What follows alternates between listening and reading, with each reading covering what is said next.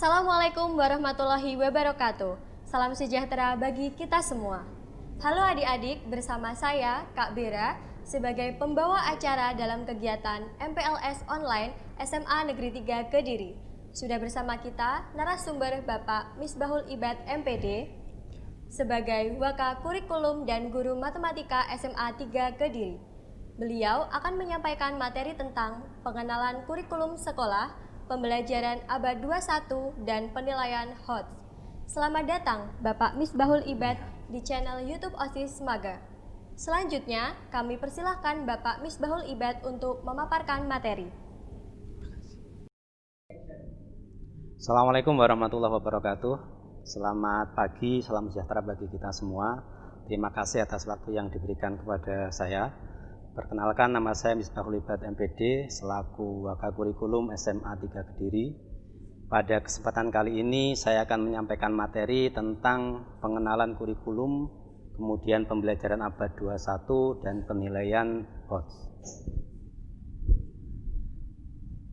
Baik, sebelumnya saya sampaikan selamat kepada kalian karena kalian telah diterima di SMA 3 Kediri. Untuk anak-anakku sekalian, peserta didik baru tahun pelajaran 2020-2021. Selamat bergabung di SMA 3 Kediri. Semoga ini nanti menjadi awal yang baik sehingga kalian nanti bisa sukses dan berhasil meraih prestasi yang terbaik di SMA 3 Kediri. Anak-anak sekalian, perlu saya sampaikan beberapa informasi terkait dengan kurikulum yang ada di SMA 3 Kediri. Yang pertama, anak-anak sekalian, SMA 3 Kediri sejak tahun pelajaran 2016-2017 itu kita sudah menggunakan kurikulum 2013. Ini saya pikir tidak jauh berbeda dengan jenjang kalian sebelumnya di SMP atau MTS. Saya yakin sekolah kalian juga sudah menggunakan atau menerapkan kurikulum 2013. Karena memang target dari Kementerian Pendidikan dan Kebudayaan bahwa kurikulum 2013 itu harus sudah diterapkan oleh semua sekolah terakhir tahun 2021. Kemudian anak-anak sekalian yang barangkali sedikit berbeda dengan ketika kalian di SMP atau MTS dulu adalah struktur kurikulum. Secara umum mapelnya hampir sama, hanya nanti ada beberapa mapel yang itu merupakan pendalaman dari mata pelajaran ketika kalian dulu di SMP atau MTS. Misalnya dulu kalian di SMP atau MTS itu hanya mengenal mata pelajaran IPA. Nanti di SMA, mapel IPA itu akan dipecah menjadi 3. Ada fisika, kemudian ada kimia, ada biologi. Begitu juga IPS, nanti mapel IPS juga akan dipecah menjadi 3. Ada ekonomi, ada sosiologi, kemudian ada geografi. Sehingga ini berakibat pada jumlah jam pelajaran. Kalau kalian di SMP atau MTS dulu itu hanya sekitar 38 jam pelajaran dalam 1 minggu. Dengan masing-masing 40 menit. Nanti kalau di SMA, di kelas 10, kalian nanti harus menyelesaikan atau menempuh 44 jam pelajaran dalam 1 minggu. Kemudian di kelas 11 dan kelas 12 nanti ada 46 jam pelajaran dalam 1 minggu.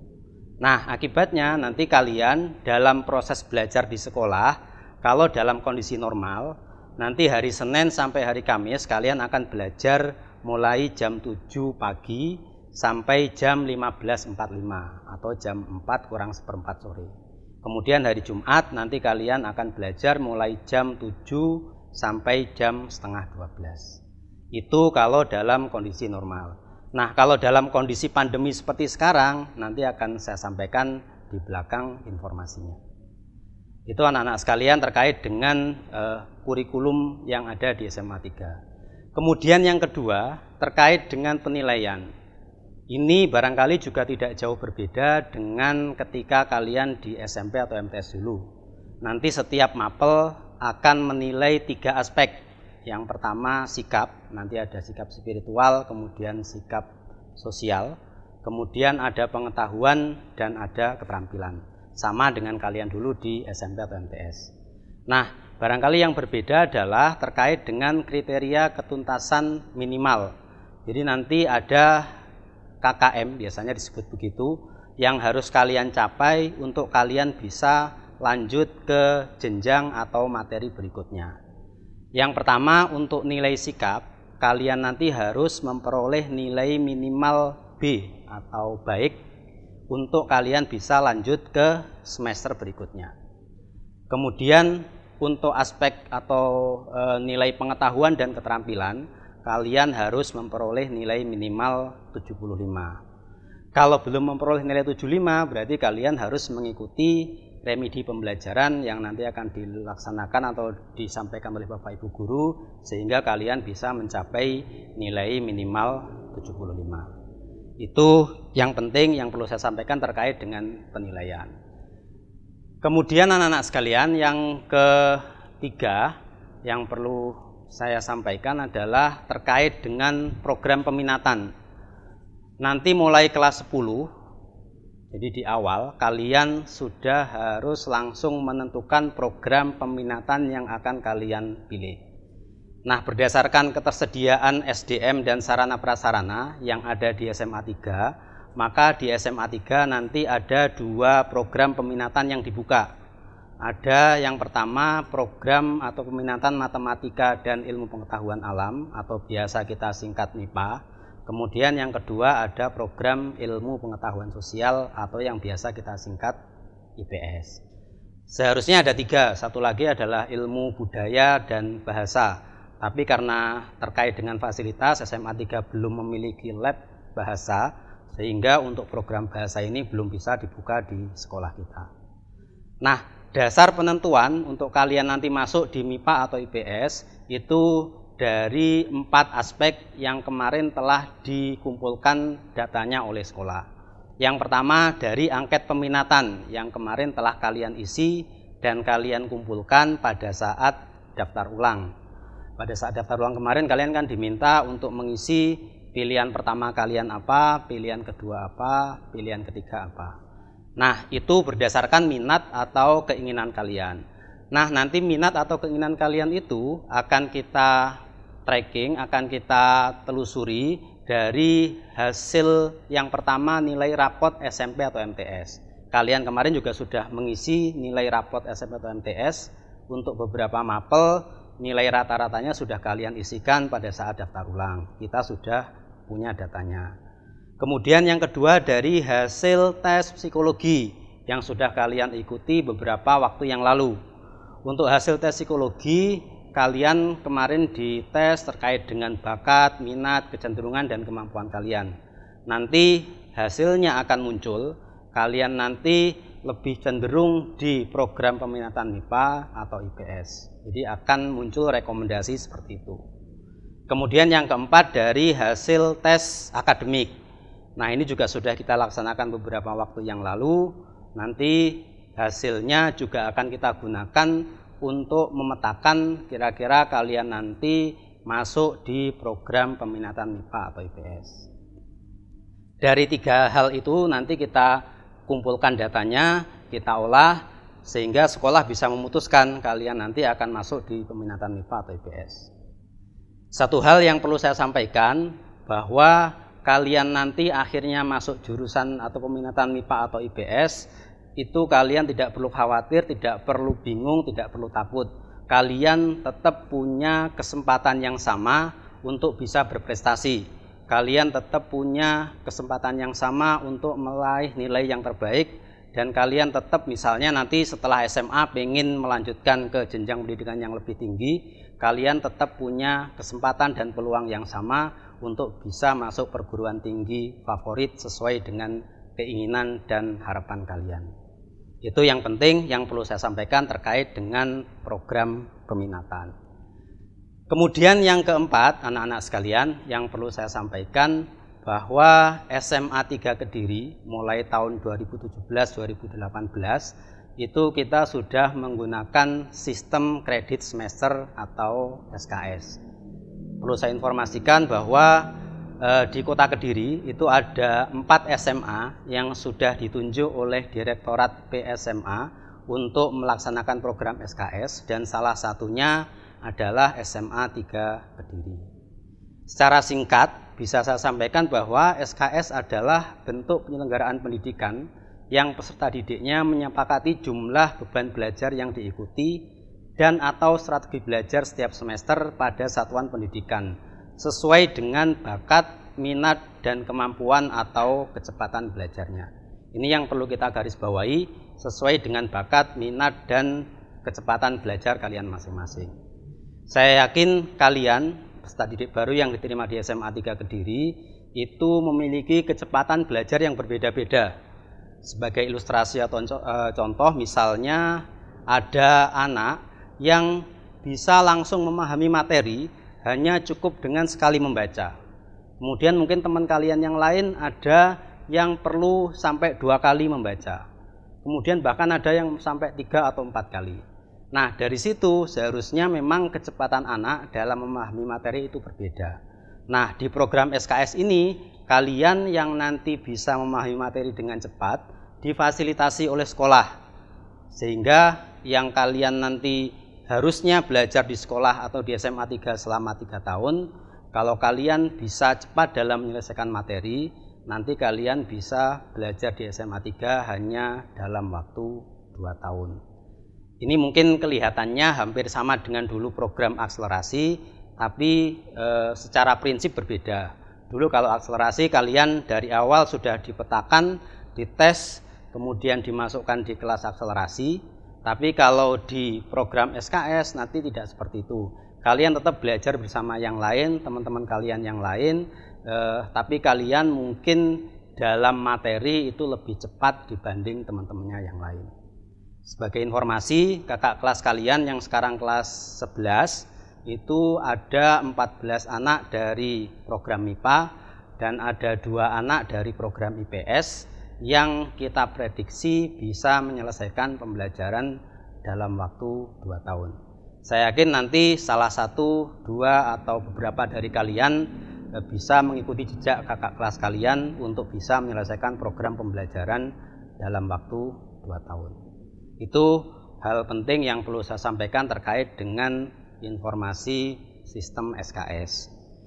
Kemudian selanjutnya, nah ini yang penting yang perlu saya sampaikan kepada kalian, bahwa kita sekarang berada pada masa pandemi COVID-19.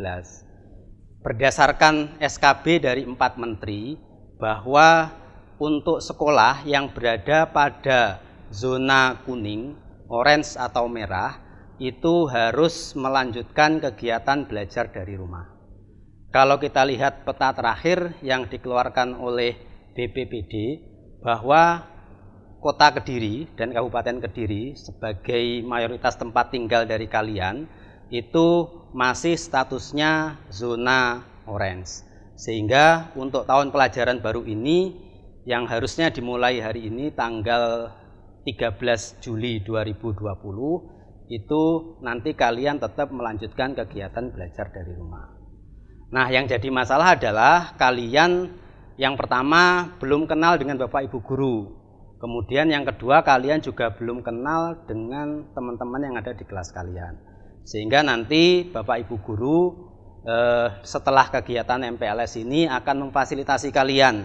Nanti kalian akan dibuatkan kelas secara online atau kelas maya begitu dari Bapak Ibu guru, nanti akan dipandu oleh wali kelas agar kalian bisa berkenalan dengan Bapak Ibu guru yang akan mengajar di kelas kalian dan juga berkenalan dengan teman-teman sekelas kalian.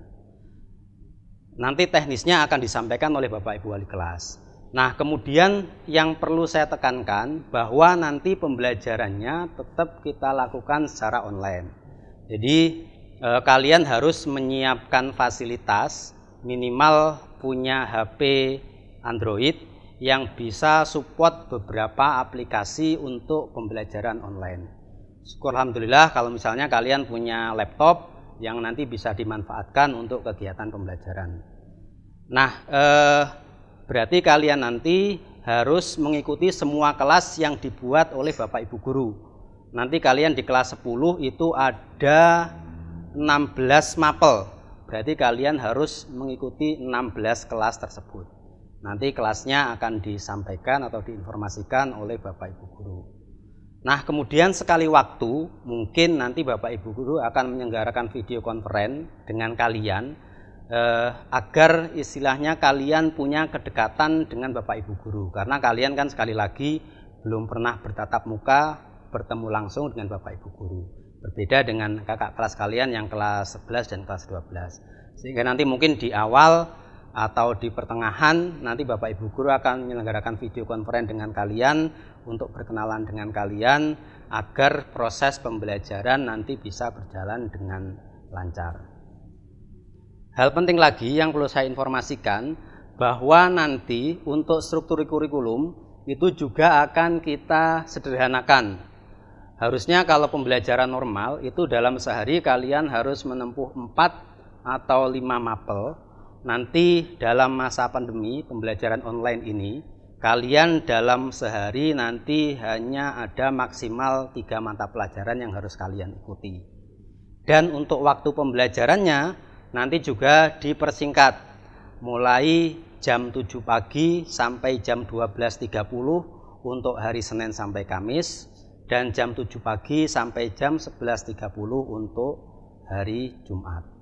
Jadi pada waktu tersebut kalian harus tetap bersama dengan HP atau laptop kalian untuk mengikuti pembelajaran online bersama Bapak Ibu guru. Kalian tidak boleh main misalnya ke mall atau ke tempat lain, ke tempat keramaian. Kalian harus tetap mengikuti pembelajaran yang diikuti oleh Bapak Ibu guru. Kemudian hari Sabtu dan hari Ahad nanti libur. Itu secara umum untuk gambaran pembelajaran yang nanti akan kita laksanakan selama masa pandemi COVID-19 ini. Nanti untuk jadwalnya akan disampaikan oleh Bapak Ibu Wali kelas kepada kalian setelah kegiatan MPLS ini. Barangkali itu anak-anak sekalian yang bisa saya sampaikan terkait dengan informasi kurikulum yang ada di SMA Negeri 3 Kediri. Sekali lagi saya sampaikan selamat, kalian telah diterima di SMA 3 Kediri. Barangkali kemarin ketika saat PPDB kalian mungkin ada yang punya cita-cita untuk masuk di sekolah lain, tapi faktanya sekarang kalian sudah diterima atau diterimanya di SMA 3 Kediri.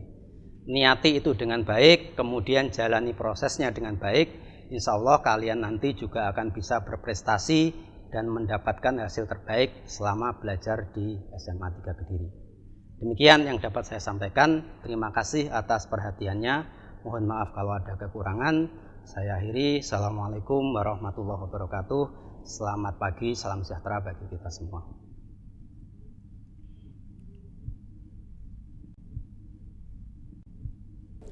Demikian pemaparan materi yang disampaikan Bapak Ibad.